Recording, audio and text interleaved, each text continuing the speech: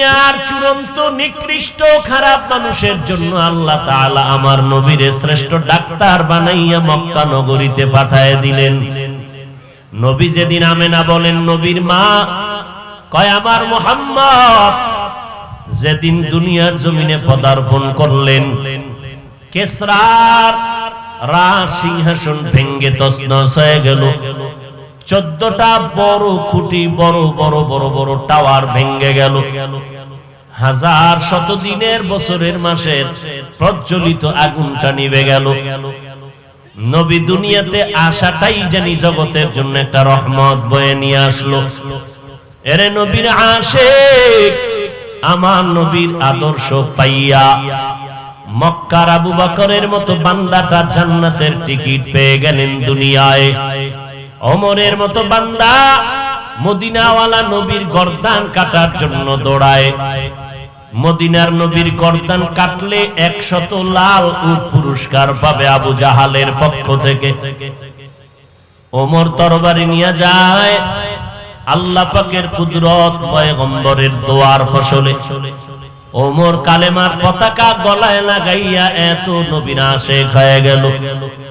নবীজির আদর্শ গ্রহণ করে ওমরের মতো বান্দাটা এত দামি হয়ে গেলেন। ওমর যেই রাস্তায় চলে শয়তান ও রাস্তায় চলে না। 1 মিনিট যদি চিন্তা করেন, 1 মিনিট আজকে বালিশে মাথা লাগাইয়া, যেটা মানুষ না অন্য কিছু, যেই শয়তান আল্লাহর সাথে বেয়াদবি কইরা যুক্তি দিয়া এরপরে সেজদা দিল না, সেই শয়তান ওমরের ভয় পায়। ওমর বেটাটা কেডা? ওমর বেটা পৃথিবীর টপ লেভেলের টেররিস্ট, বিশ্ব সন্ত্রাসী ওমর। বিশ্ব নবীর মাথা কাটতে যায় বিশ্ব সন্ত্রাসী ছাড়া কেউ নয়। কিন্তু আল্লাহ তাআলা তাকে এমন দামি বানায় দিলেন, পয়গম্বর বলেন লাউ কানা বাদি নবিয়্যুন লাকানা উমর। আল্লাহ আমি মুহাম্মাদের পরে যদি নতুন করে দুনিয়ায় নতুন কাউকে নবী বানাইতেন, আমার পরে ওমর হতো আমার পরের নবী। অর্ধ জাহানের খলিফা হযরত ওমর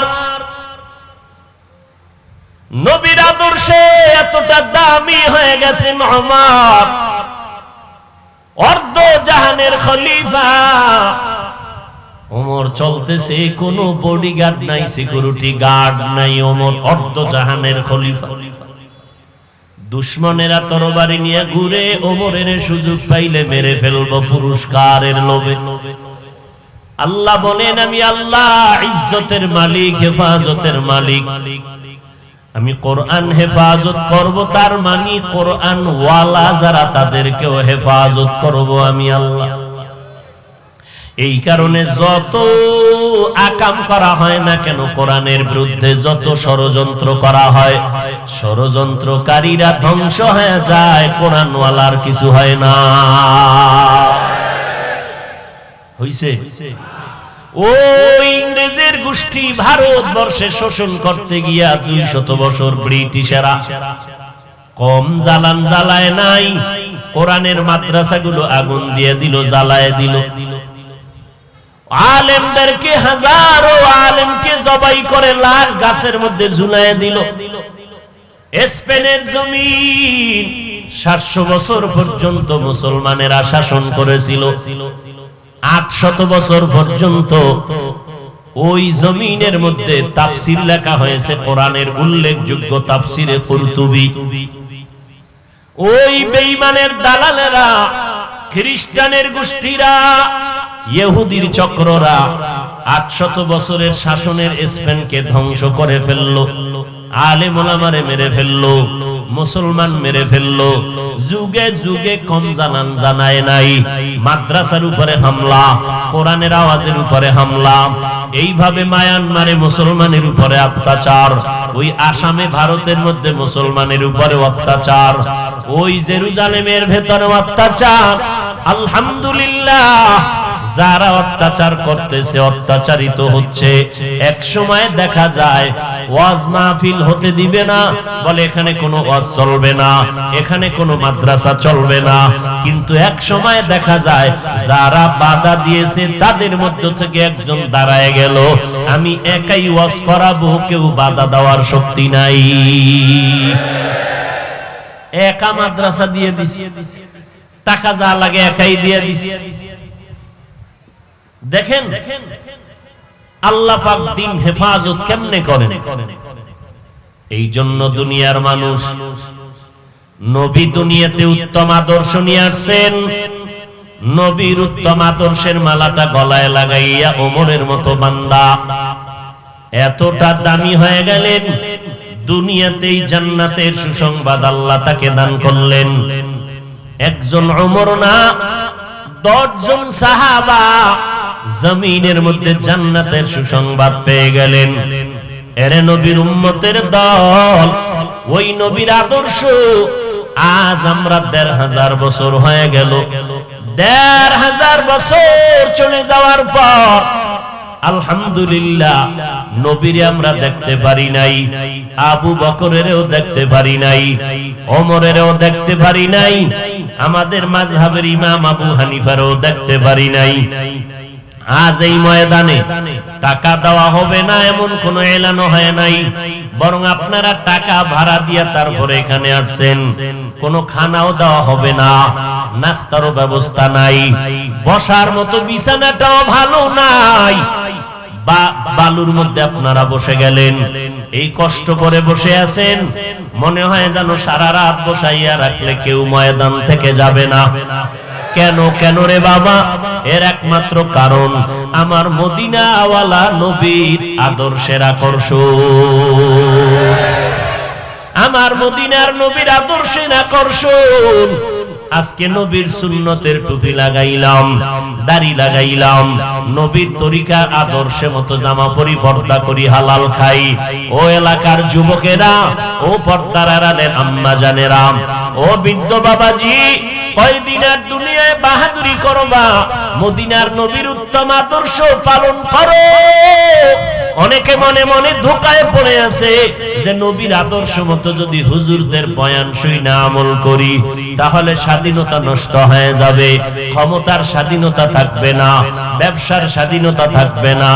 আপনাদের বিবেক নামের আদালতকে একটু প্রশ্ন রেখে যাই রে বাবা, একটু নজর করে তাকায় দেখেন, আপনারা যারা নবীর তরিকা মতে নামাজ নাই, রোজা নাই, পর্দা নাই, আমরা যারা নবীর তরিকায় পর্দা করি, হালাল খাই, আল্লাহ ওয়ালার সোহবতে যাই, জিকির করি, নামাজ পড়ি, বলেন আমাদের থেকে আপনারা নবীর তরিকা বাদ দেওয়ার কারণে কি পরিমাণ সম্মানে আর শান্তিতে আছেন?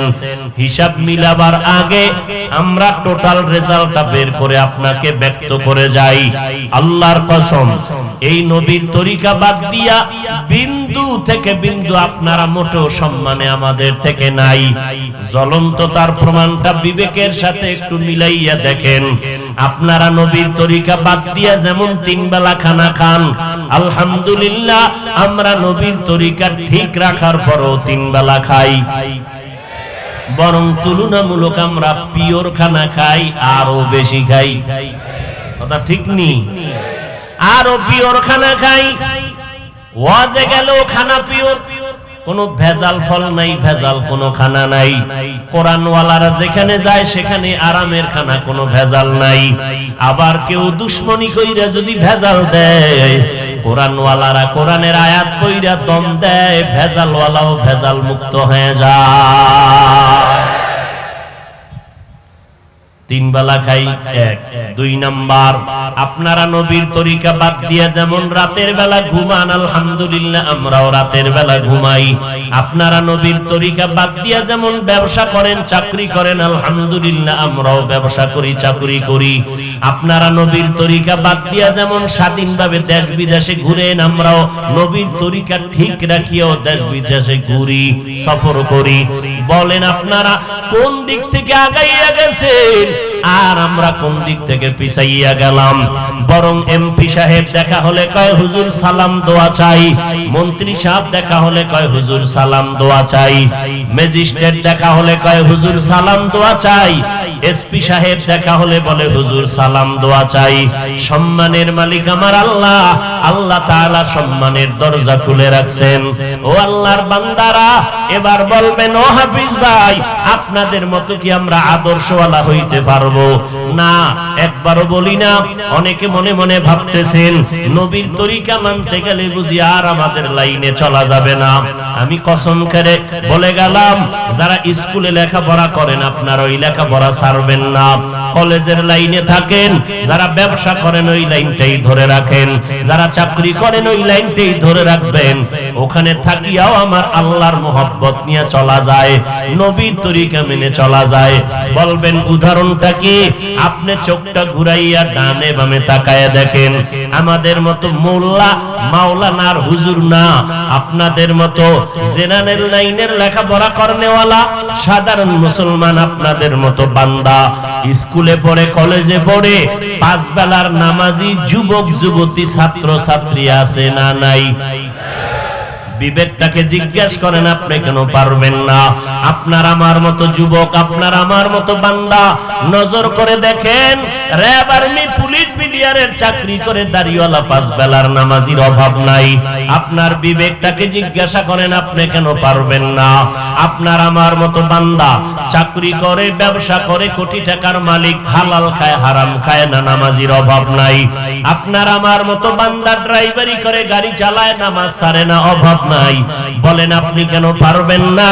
আপনার আমার মতো বহু বান্দা শ্রমিকের কাজ করে, নদীর মধ্যে মাছ ধরে, কৃষি কাজ করে, এক বেলার নামাজও বাদ দেয় না, আপনি কেন পারবেন না? সব কথার রেজাল্ট কি? আসলে আপনার কপালের উপরে আল্লাহ পাক বেজার, মা বাবার নাহাজানি বদদোয়া লেগে গেছে। এই কারণে এত বয়ান শুনিয়া আপনার মতো দোকানওয়ালা নামাজ পড়ে, আপনি নামাজ পড়েন না, বরং কপাল এত পুরলো যে নিজেও নামাজ পড়েন না, যারা নামাজ পড়ে তাদেরকেও পছন্দ করেন না, নিজেও দাড়িটা লম্বা করেন না, যারা দাড়িটা লম্বা করে তাদেরকেও পছন্দ করেন না। কি পরিমাণ কপাল পোড়া আপনি জানেননি? নিজেও পর্দা করেন না, যারা পর্দা করে তাদেরকেও পছন্দ করেন না, নিজে জিকির করেন না, যারা আল্লাহর জিকির করে তাদেরকেও পছন্দ করেন না, নিজেও মদিনাওয়ালার পাগড়ি পরেন না, যারা নবীর তরিকায় পাগড়ি পরে তাদেরকেও পছন্দ করেন না, নিজেও মোনাজাতে কান্না করেন না, যারা চোখের পানি ছেড়ে কান্না করে, এত বড় কপাল পোড়া যে তাদেরকেও পছন্দ করেন না। এরা শুধু কপাল পোড়া না, এরা জগতের নিকৃষ্ট কপাল পোড়া। এই রকম হতভাগা কপাল পোড়া চূড়ান্ত বেহায়া বেলাজা আছে না নাই? আরে নিজে নামাজ পড়ে না সেটা ভিন্ন কথা, আর একজনে নামাজ পড়ে, উচিত ছিল তার থেকে দোয়া নেওয়া, সে দোয়া তো নেই না, বরং বিরোধিতা করে। কি এত নামাজ পড়ে হবে কি? এত টুপি মাথায় দিয়ে হবে কি? হবে কি? তোরে কবর দিবে, তোরে মাটি দেওয়া লাগবে না রে বেঈমান। এত কোরআন পড়ে হবে কি? এত ওয়াজ মাহফিল দিয়ে হবে কি? এত নবীর সুন্নাত মেনে হবে কি? তোরে মাটি দিতে হতে হবে টুপিওয়ালা, নাইলে তোর তো কুত্তার মতো মরতে হবে। যদি উলামায়ে কেরাম টুপিওয়ালা নামাজি না থাকে, তোর তো কুত্তার মতো দাফন করে দিবে। তোরে জানাজা পড়াবার কাউকে খুঁজে পাবি না। ওয়াজ মাহফিল কোরআনের এই খেদমতের মাধ্যমে কিছু মানুষ তৈরি হয়, এই মানুষগুলো ওয়া মানুষকে মানুষ বানাইয়া কবরে রাখবে।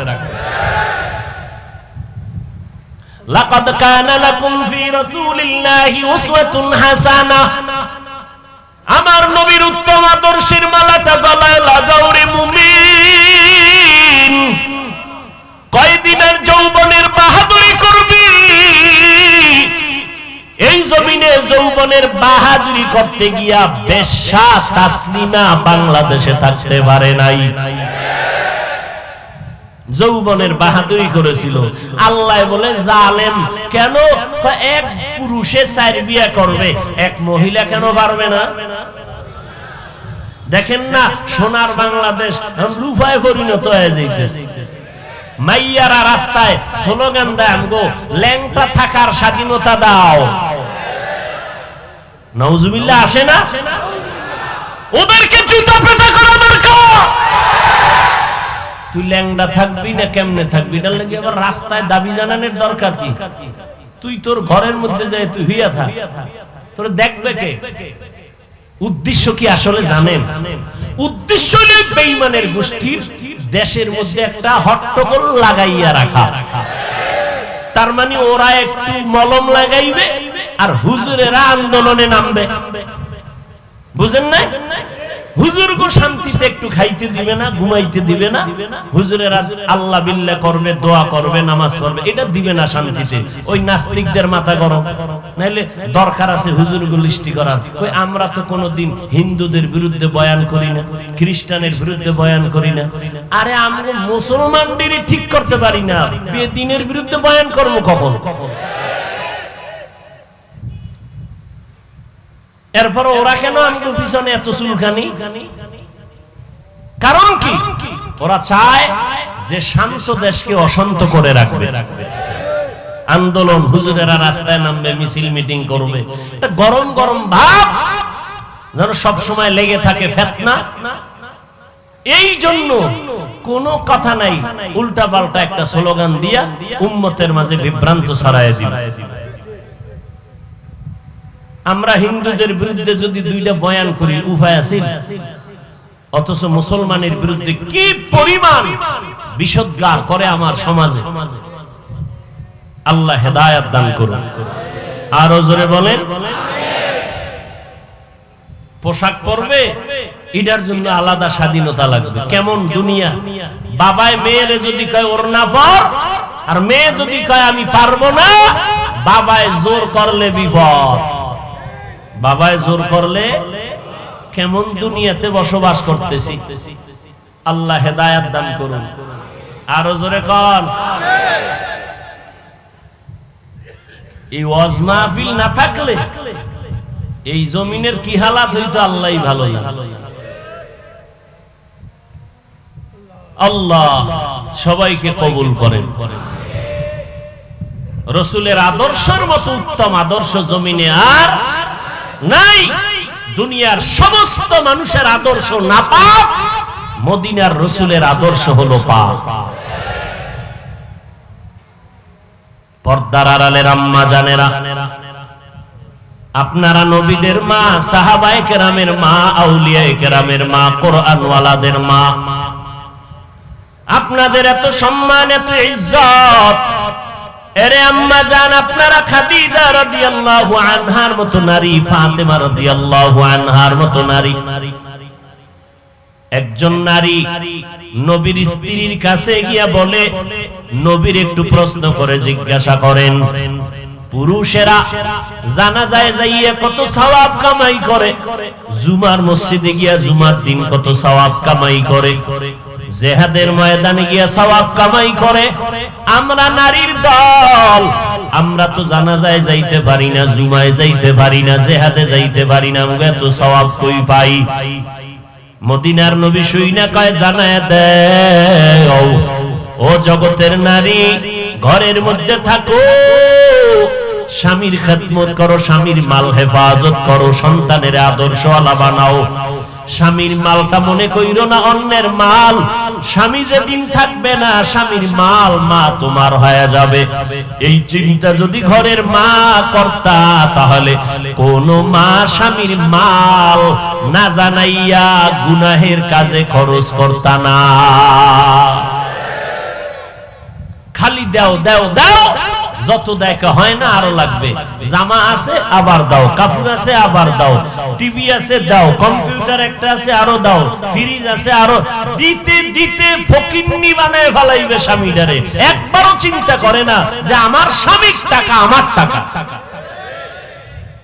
স্বামীরে যদি গরিব বানাই তা আমি গরিব হব। আর যেই মহিলারা স্বামীর হালাল টাকা অজান্তে কোথাও খরচ করে, ওই স্বামী ফকির হওয়ার জন্য স্ত্রীটাই যথেষ্ট। এরে আম্মা জান, স্বামীর মাল আপনার হেফাজত করবেন, স্বামীর জন্য মোনাজাতে দোয়া করবেন, নামাজ পড়বেন। মদিনার নবী কয় জানাজায় গিয়া পুরুষেরা যেই সওয়াব পায়, মহিলা ঘরে বসে সেই সওয়াব আল্লাহ দিয়ে দিবেন। কি নাউজুবিল্লাহ, সুবহানাল্লাহ। আইয়ে না, আল্লাহর নবী বলেন পুরুষেরা জিহাদের ময়দানে গিয়া যেই সওয়াব পাবে, নারীরা ঘরের মধ্যে থাইকা সন্তান প্রসব করবে, সন্তান লালন পালন করবে, সন্তান গর্ভধারণ করবে। আর সন্তান গর্ভধারণ করার ক্ষেত্রে গিয়ে যদি সন্তান প্রসবকালে মা দুনিয়া থেকে বিদায় হয়, আল্লাহ তাআলা বলে নবী জানায় দেন আমি বিনা হিসাবে শাহাদাতের মর্যাদা দিয়া জান্নাতে দিয়া দিব। পুরুষেরা জুমার মসজিদে গিয়া নামাজ পড়িয়া যেই পরিমাণ সওয়াব কামাই করবে, আম্মা জানেরা ঘরের মধ্যে থাকিয়া ওই জায়গায় নামাজ পড়বেন, অন্ধকারে নির্ভর নিরিবিল জায়গায়। জুমার মসজিদে গিয়া পুরুষেরা যেই সওয়াব পাবে, আল্লাহ তাআলা আপনাদের সেই সওয়াব ঘরের মধ্যে দান করবেন। আল্লাহ যদি এত সুযোগ দেয়, একদল বেঈমান মুনাফিকেরা রাস্তায় বের হয়ে গেছে, না আম্মা জানদের ঘরের থেকে বাইরে নামাও, আম্মা জানদের বাইরে নামানের স্লোগান নিয়ে ময়দানে নামছে। এজন্য শুরুতেই বলেছি ওলামায়ে কেরাম আহলে হক ছাড়া বাতিলের কাছে যাবেন না, সাবধান। ওলামায়ে আহলে বাতিলরা এদেরকে চিনা বড় কঠিন। এরাও কিন্তু ময়দানে নাইমা বক্তা সাইজা আবার চিৎকার দিয়া কয় নবীরাও ভুল করেছেন, আল্লাহ নবীদেরকে দিয়াও আল্লাহ ভুল করাইছেন। আরো আস্তে করে বলেন। এই কথা যদি কোন আলেম বলে, খোদার কসম এই আলেম হলো বাতিল। আলেম কি? নবী বলছেন দুনিয়ার মধ্যে চূড়ান্ত খারাপ হবে একদল উলামা, চূড়ান্ত খারাপ। قال النبي صلى الله عليه وآله وسلم ألا إن شر الشر شرار العلماء وإن خير الخيار خيار العلماء। দুনিয়াতে সবথেকে খারাপ হবে একদল উলামা, আবার দুনিয়াতে সর্বোৎকৃষ্ট ভালো হবে একদল উলামা। যারা খারাপ হবে তারা বাতিল, আর যারা ভালো হবে তারা হবে উলামায়ে আহলে হক। বাতিল না, এদের সুরাত সিরাত এক, কিন্তু ময়দানে নাইমা তারা নবীর আদর্শের বিরুদ্ধে গান গাইবে আর বলবে ভিতরের নামাজ লাগবে না, কাজা নামাজ লাগবে না, নফল ইবাদত বেশি লাগবে না। এরকম বলনে ওয়ালা আছে না নাই? হ্যাঁ, আল্লাহ হেদায়েত দান করুন। জুমার নামাজের আগে সুন্নাত লাগে না, এই সমস্ত কথা যারা কয় তাদের চিনে নাও, তারা বাতিল। তারা কি? উলামায়ে আহলে বাতিল থেকে সাবধান। কেমনে বুঝাই? 24 ঘন্টা মুরব্বি মুরব্বি আল্লাহওয়ালা তাহাজ্জুদওয়ালা মুত্তাকি পরহেজগারের কমান নাই না, ঠিক রাস্তায় থাকতে পারি না। আর যারা মুরব্বি মানে না, এরা কই যাবে?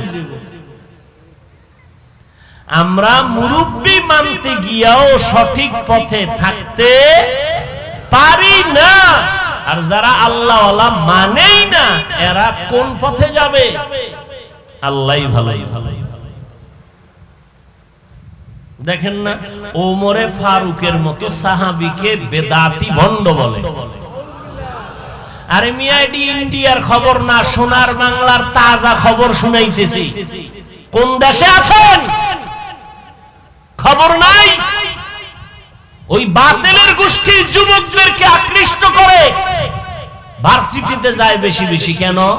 আমগো হুজুরদের কাছে এই বন্ডরা একবারও আসে না, কারণ জানে হ্যাঁ না আইলি ফিডা ওর মুখোশ উন্মোচন হয়ে যাবে। এই নতুন করে একটা দল বাইর হইছে, দল আহলে কোরআন। এরা বলে হাদিসও মানি না, শুধু কোরআন মানি, হাদিসে ভেজাল। আবার এক বক্তায় কয়েকদিন আগে কয় না হাদিসের থেকেও কোরআনে ভেজাল বেশি। নাউজুবিল্লাহ আসে না? কি ওয়াজ শুনবেন কোন তো? এখন আমি এটি বললে বলবেন আমি হিংসা করি না। আমার নবীরে গালি দিবা, কোরআন নিয়ে কথা বলবা, আমি বসে বসে আঙ্গুল চুষবো। তোমাকে সাইজ না করা পর্যন্ত মরণের বিছনায় যাব না। এটা ঈমানের দায়িত্ব। ভণ্ডদের বিরুদ্ধে কথা বলা ঈমানি দায়িত্ব। এটা হিংসা। রাসূল বাতিলের বিরুদ্ধে কথা বলেন নাই, ভণ্ডদের বিরুদ্ধে রাসূল বলেন নাই। মিলাদুন নবী, জন্ম রাসূলের কয়দিন বলেন বলেন? আর রাসূলের জীবন আদর্শ কয় বছর? তাহলে একদিন আর 63 বছর এক। তাহলে একদিন আর 63 বছরে যেই ব্যবধান, মিলাদুন নবী আর সিরাতুন নবীর মধ্যে সেই ব্যবধান। মিলাদুন নবী নফল, সিরাতুন নবী ফরজ। সিরাতুন নবী মানে রাসূলের জীবন আদর্শ। রাসূলের জীবন আদর্শ দুই ভাগে বিভক্ত, প্রথম 40, পরের 23। 40-এর জীবন আদর্শ আলোচনা, কিন্তু 23 বছরের ইতিহাস, নামাজ, রোজা, হজ, যাকাত সবকিছু এটি আমল করা, নফল না ফরজ? তাহলে সিরাতুন নবী ফরজ, মিলাদুন নবী নফল। কিন্তু আমাদের সমাজে রাসূলের দুশমন, ইসলামের ব্যানারওয়ালারা এই পরিমাণ ফিতনা ছড়াইয়া উম্মতকে বিভ্রান্ত করতেছে, যেগুলো একটানা 1 মাস প্রতি রাত বয়ান করলেও শেষ করা যায় না। এক তো সাধারণ উম্মতেরা বুঝেও না। যেমন আপনারা ঢাকার শহরে যারা আছেন, অলিতে গলিতে একটা পোস্টার দেখবেন, খেয়াল করে, 90 দিন ব্যাপী সাইয়্যিদুল আইয়াদ।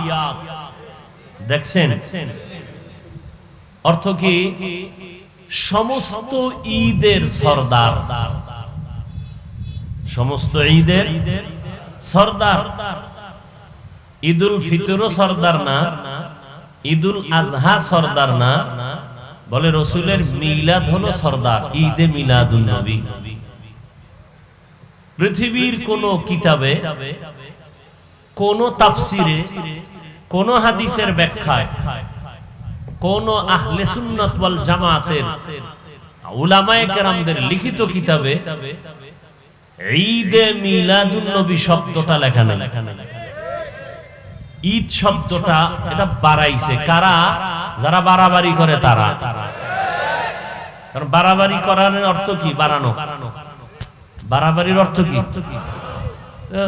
বাড়ানোর দরকার কি? রাসূল তো যা করে দিয়েছেন 23 বছরের প্যাকেজ, কিয়ামত পর্যন্ত 23 বছরের প্রেসক্রিপশন উম্মত ফলো করবে। বাড়ানোরও কোনো সুযোগ নাই, কমানোরও।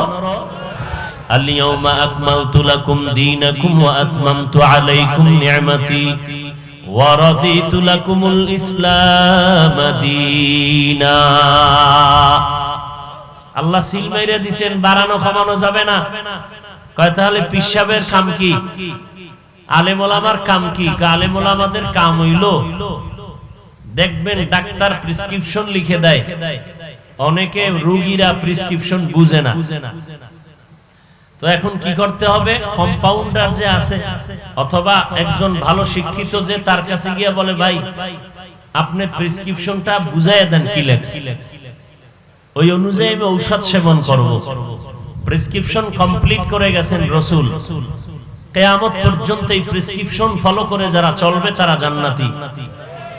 ওলামায়ে কেরামের দায়িত্ব শুধু প্রেসক্রিপশনটা হাতে লইয়া বুঝাইয়া দেওয়া, আর কোনো চালাকি টালাকি নেই। কথা বুঝেন নাই? তাহলে পীর মাশায়েখ, তাবলীগ বলেন, আলেম ওলামা বলেন, বক্তা বলেন, এদের একটাই কাজ, যেহেতু রাসূলের ওয়ারিস, রাসূলের কম্পাউন্ডার তারা, এরা রাসূলের 23 বছরের প্রেসক্রিপশন উম্মতকে বুঝায় দিবে, এইভাবে এইভাবে ঔষধ সেবন করো। রাসূলের সুন্নাত দাড়ি রাখবা, রাসূলের সুন্নাত চুল কাটা, আঙ্গুলের নখ কাটার মধ্যে রাসূলের সুন্নাত, এটি প্রেসক্রিপশনে লেখা। কোন নিয়মে তুমি নখ কাটবা, কোন নিয়মে তুমি চুল কাটবা, এটা ওলামায়ে কেরাম দেখায় দিবেন। দেখাইয়া দেওয়ার পরে তোমরা আমল করবা। এজন্য নবী ১৫০০ বছর আগে বলে গেছেন, قال النبي صلى الله عليه وآله وسلم تركت فيكم أمرين লান তাদিল্লু মা তামাসসাকতুম বিহিমা কিতাবাল্লাহি ওয়া সুন্নাতা রাসূলি। পয়গম্বর বলেন, হে উম্মত, দুটো জিনিস আমি রেখে যাই, এই দুইটা জিনিস যদি তোমরা আঁকড়াইয়া ধরো, কশিন কালো তোমাদের ঈমান কখনো নষ্ট হবে না, তোমাদের ঈমানকে কেউ খরিদ করতে পারবে না, ঈমানের লাইন থেকে তোমাদেরকে বিচ্যুত ঘটাতে কেউ পারবে না। দুই জিনিস তোমরা আঁকড়াইয়া ধরো, একটা জিনিসের নাম কোরআন, আল্লাহর কিতাব, দ্বিতীয় জিনিসের নাম হলো আমি রাসূলের সুন্নাত। কার সুন্নাত? আরো আসতে বলেন। তাহলে নবী বলছেন কোনদিন বিপদে পড়বা না, কয় জিনিস ধরো, জোরে বলেন। প্রথম জিনিসের নাম জিহ্বা নাড়ায় বলেন, দ্বিতীয় জিনিসের নাম, আবার জিগাই, কয় জিনিস? প্রথম জিনিসের নাম, দ্বিতীয় জিনিসের নাম সুন্নাত। অনেকে বলে হাদিস, নবী তো হাদিস বলেন নাই। প্রশ্ন, নবী হাদিস কেন না বলে সুন্নাত বললেন, কেন হাদিস না বলে? এর কয়েকটা জবাব। এক নাম্বার জবাব হলো, কোরআন বললে হাদিস বলার দরকার পড়ে না, কারণ কোরআনের ব্যাখ্যাই হলো হাদিস শরীফ। কোরআন যারা বুঝতে হবে তাদের হাদিস লাগবে, হাদিস ছাড়া কোরআন বুঝবে না। দুই নাম্বার জবাব, নবী সুন্নাত কেন বললেন, হাদিস বললেন না? সব লক্ষ লক্ষ নবীর হাদিস উম্মতের জন্য পালন করা জরুরি না, শুধু জরুরি না, পালন করতেই পারবে না। কোন মুসলমান যদি বলে আমি নবীর সব হাদিস আমল করব, খোদার কসমের কিয়ামত পর্যন্ত হায়াত দিলেও নবীর সব হাদিস আমল করতে পারবে না। নবীজির লক্ষ লক্ষ হাদিস অন্তর থেকে ঈমানের সাথে মানতে হবে, বিশ্বাস করতে হবে, কিন্তু আমল করার সুযোগ নাই। উম্মতের জন্য আমল যা করবা সেটা হাদিস না, সেটা হলো সুন্নাত। আমল কি? সুন্নতের আমল করো। তিন নাম্বার জবাব, সুন্নতের আমল যদি করতেই হয় রে গোলাম, এটা কিতাব দেখে আমল করা যাবে না, এটা আমল করার জন্য ব্যক্তি লাগবে। ব্যক্তি বলে কেমন ব্যক্তি? কয় নবীর সুন্নাত যদি চাও, সাহাবায়ে কেরামরা নবীরে দেখে দেখে সুন্নতের আমল করে, সাহাবায়ে কেরামের দেখে তাবেঈনগণ আমল করেছেন, তাবেঈনদেরকে দেখে দেখে সুন্নতের আমল করেছেন তাবে তাবেঈনকে দেখে সুন্নতের আমল চালু করেছেন উলামায়ে মুতাকাদ্দিমিন, উলামায়ে মুতাকাদ্দিমিনদেরকে দেখে দেখে সুন্নতের আমল করেছেন উলামায়ে মুতাআখিরিন। কিয়ামত পর্যন্ত নবীর উম্মত, উলামায়ে আহলে হক, নবীর ওয়ারিস, সুন্নতের যত আমল করতে চাও, এটা একা একা পারবা না, না দেখে পারবা না রে বাবা। সুন্নতের আমল যদি করতে চাও, উলামায়ে আহলে হকদের দেখে দেখে সুন্নতের আমল করো। এজন্য নবী বলেন, উলামায়ে আহলে হকের অনুসরণ করবা, আমি পয়গম্বরের অনুসরণ হয়ে যাবে। তবে খবরদার, উলামায়ে আহলে হক ছাড়া উলামা নামের একটা দল থাকবে জমিনে, তারা উলামায়ে আহলে বাতিল।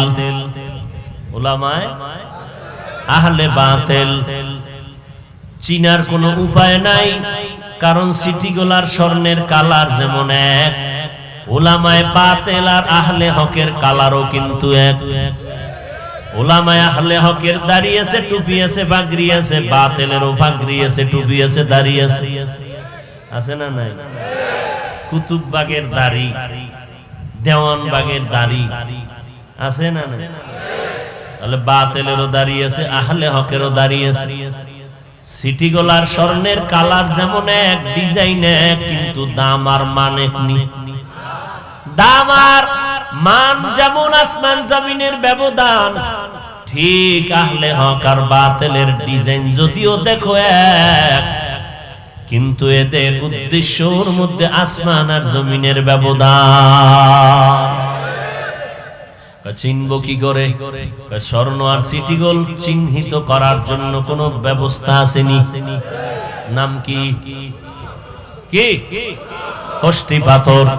রিক্সা ড্রাইভারের যদি রাস্তায় দাঁড় করায় বলি কষ্টি পাথর দিলাম, এটার একটু দইরা নির্ণয় করে দাও কোনটা স্বর্ণ কোনটা সিটি গোল্ড, এটা একটু দইরা দেখাও, পারবে রিক্সা ড্রাইভার? রিক্সা ড্রাইভার সিটি গোল্ড হাতে ধরলেই পারবে না, এটা ধরার মতো যোগ্যতা লাগবে, অভিজ্ঞতা লাগবে। জমিনের মধ্যে উলামায়ে আহলে হক আর উলামায়ে আহলে বাতিল নির্ণয় করার কষ্টি পাথরের নাম হলো দুইটা, কোরআন আর সুন্নাত। এই কোরআন সুন্নাত দিয়া যাচাই বাছাই সবাই করতে পারবে না। যাদের অন্তরের চক্ষু খোলা আছে তারা দেখলেই বুঝবে এটা হক আর এটা বাতিল। ইলমেরা ইজাজ করদান বেহিসাব, খলকেরা দাদান জওয়াবে বাসওয়াব, হক না দারাত দোস্তে খলক হাজারেরা, মিস্তে ই খসলত একে দিনদারেরা।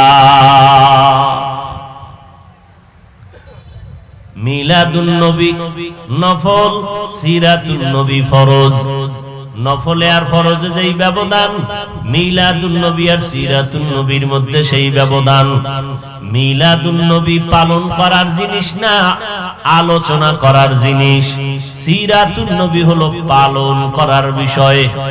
অতএব আমলে আর আলোচনার মধ্যে যেই ব্যবধান, মিলাদুন নবী আর সিরাতুন নবীর মধ্যে সেই ব্যবধান। সর্বোপরি কথা, সিরাতুন নবীটা ব্যাপক, এটা বললে আর মিলাদুন নবী বলতে হবে না। দ্বিতীয় কথা হলো, ও আল্লাহর গোলাম, মদিনার নবী এই রবিউল আউয়ালে জন্মগ্রহণ করলেন, আবার এই মাসে 12 তারিখ সোমবার দিন ইন্তেকাল করলেন। নবীর ইন্তেকালে সাহাবায়ে কেরাম কান্না করলেন। আবু বকরের কান্নার আওয়াজ, ওমরের কান্নার আওয়াজ, সব জায়গায় কান্নার আওয়াজ। মদিনার নবী জমিনের মধ্যে জিন্দা নাই। খানা বন্ধ হয়ে গেল, ঘুম বন্ধ হয়ে গেল। সাহাবায়ে কেরাম নিজে নিজে আইসা যার যার জানাজার নামাজ পড়ে নিতেছেন, কাতারে কাতারে ফেরেশতারা পড়তেছেন। এত কান্নার আওয়াজ। ওই ঈদে মিলাদুন নবী যারা পালন করে তাদেরকে জিজ্ঞাসা করি, রে বাবা, গত বছরও তুমি রবিউল আউয়ালে আনন্দ করলা, আবার এই বছর আনন্দ করলা। তোমার জীবনের 40টা বছর, তোমার জীবনের 50 বছর, 30 বছর মিলাদুন নবী রবিউল আউয়াল আসলে শুধু আনন্দই করলা, অথচ সাহাবায়ে কেরাম যে কান্না করেছেন, বলো তুমি রবিউল আউয়ালে কান্না কবে করবা? নবীজির কান্না, সাহাবায়ে কেরামের কান্না, হযরত আলীর কান্না, নবীর কন্যা ফাতেমা রাদিয়াল্লাহু আনহার কান্না। এরে নবীর উম্মতের দল, এবার আমরা দেখব মিলাদুন নবী উপলক্ষে আমার নবীর কোন ব্যক্তিগত আমল আসেনি। হাদিস তালাশ করলে পাওয়া যায়, নবীজি মিলাদুন নবী উপলক্ষে আমল করেছেন রোজার আমল। কি আমল? সপ্তাহের প্রতি সোমবার আমার নবী রোজা রেখেছেন, প্রতি সোমবার রোজা রাখছেন আমার মায়ার নবী। সাহাবায়ে কেরাম জিজ্ঞাসা করলেন, পয়গম্বর আপনি সোমবার দিন রোজা রাখেন কেন?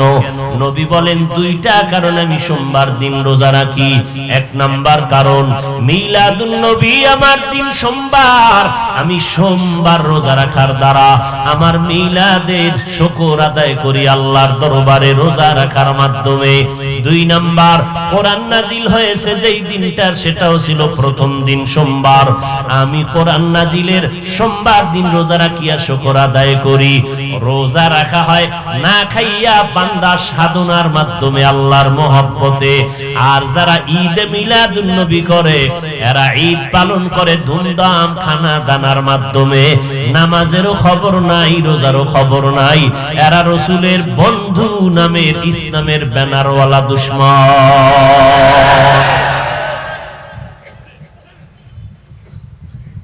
নবী রোজা রাখছেন, স্পষ্ট মুসলিম শরীফের হাদিস। মিলাদুন নবীতে রাসূলের আমল ছিল?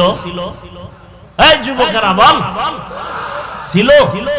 মিলাদুন নবী উপলক্ষে রাসূলের আমল ছিল? কি ছিল? কি বার?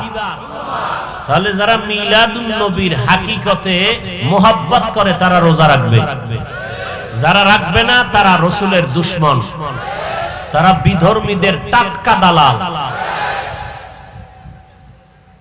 রোজা রাখবে দূরের কথা, নামাজই পড়ে না। নামাজই শুধু নামাজ নাই, নামাজ নাই, মিছিল করে মিছিল। বিশ্ব নবীর আগমন শুভেচ্ছা স্বাগতম কায়ে মিছিল করে, করেনি? আবার ফুলের মালা গলায় লাগায়। আবার পাকিস্তান থাকে জানি তাদের কোন মুরব্বীরাই না তারে ফুলের মালা দেয়। এই মিয়া মৃত্যু বার্ষিকী, কি মৃত্যু? শেখ মুজিবুর রহমান সাহেবের মৃত্যু বার্ষিকী বা জন্ম বার্ষিকী আছে না? জিয়াউর রহমান সাহেবের জন্ম বার্ষিকী পালন করে না? কেমনে করে? গলায় নিজেরা ফুল দেয় না জিয়াউর রহমান সাহেবের মাজারে গিয়া? কথা হয় না। শেখ মুজিবুর রহমান সাহেবের মাজারে গিয়া ফুল দিয়া এরপরে পালন করে জন্ম। তোমরা যদি ঈদে মিলাদুন নবীর ফুল দিতে চাও তো মদিনায় গিয়া না রবির রওজায় ফুল দিবা?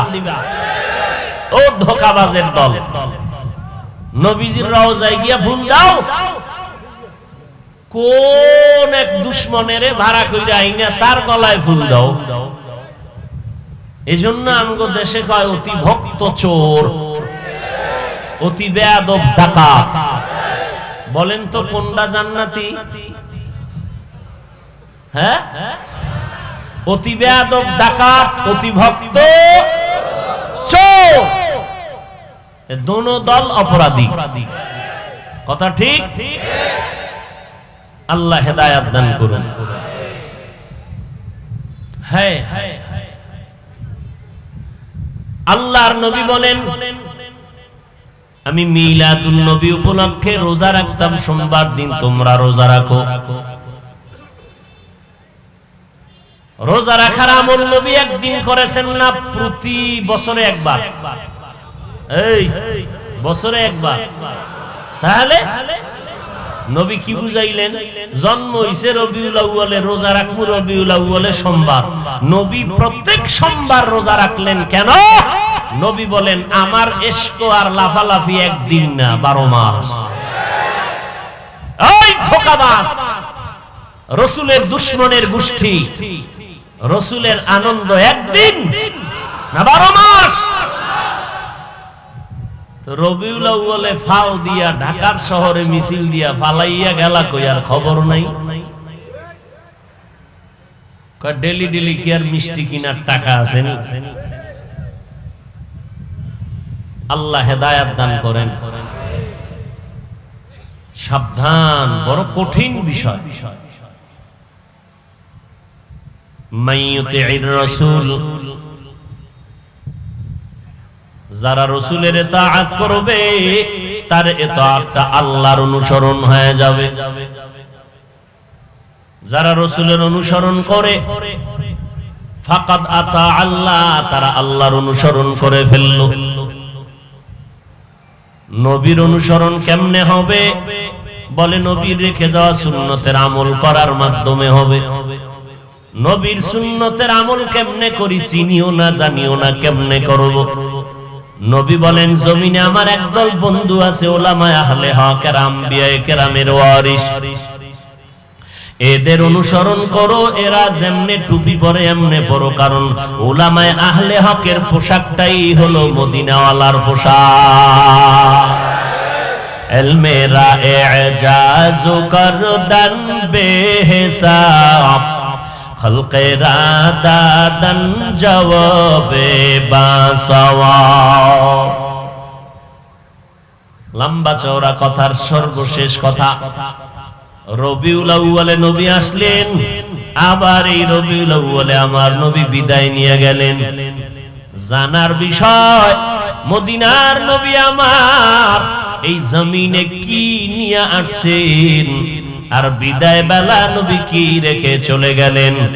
তার জবাব, নবী জমিনে আসলেন উত্তম আদর্শ নিয়া। নবী দুইটা জিনিস রেখে বিদায় নিয়ে চলে গেলেন।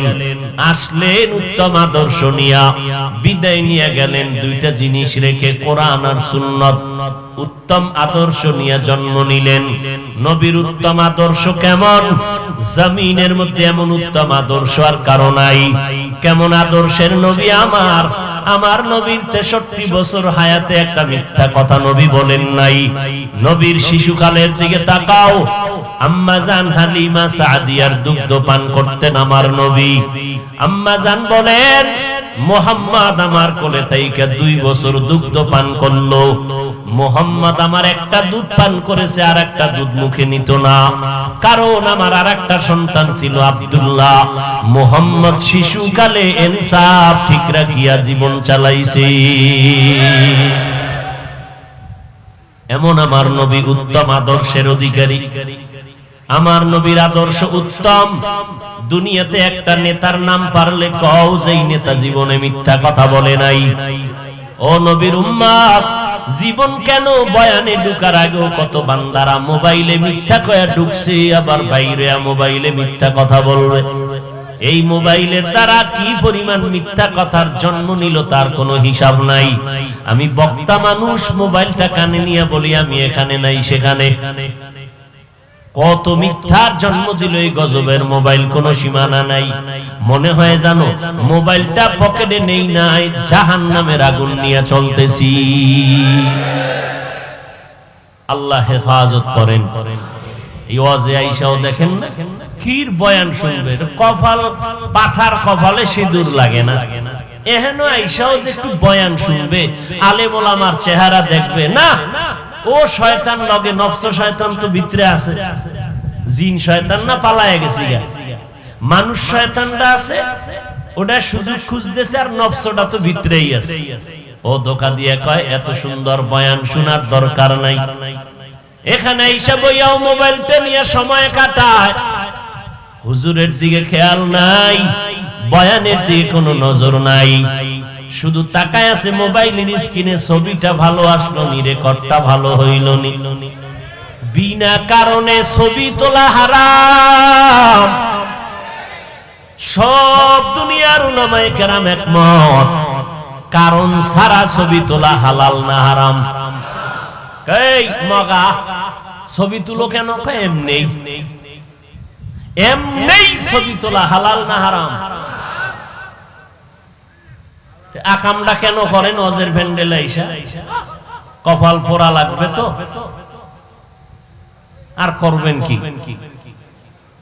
আল্লাহ হেদায়েত দান করুন। আর জোরে বলেন ভাইরা আমার, আমার নবী উত্তম আদর্শ নিয়ে দুনিয়াতে আবির্ভূত হয়েছেন। আমার নবীর উত্তম কেমন আদর্শ? এমন একটা সময় আমার নবী মক্কার জমিনে পদার্পণ করেছেন, যেই সময়টা মক্কার মানুষের মতো খারাপ মানুষ জগতের কোথাও ছিল না। এত বড় খারাপ ওই মক্কার মানুষ উলঙ্গ হইয়া নারী আর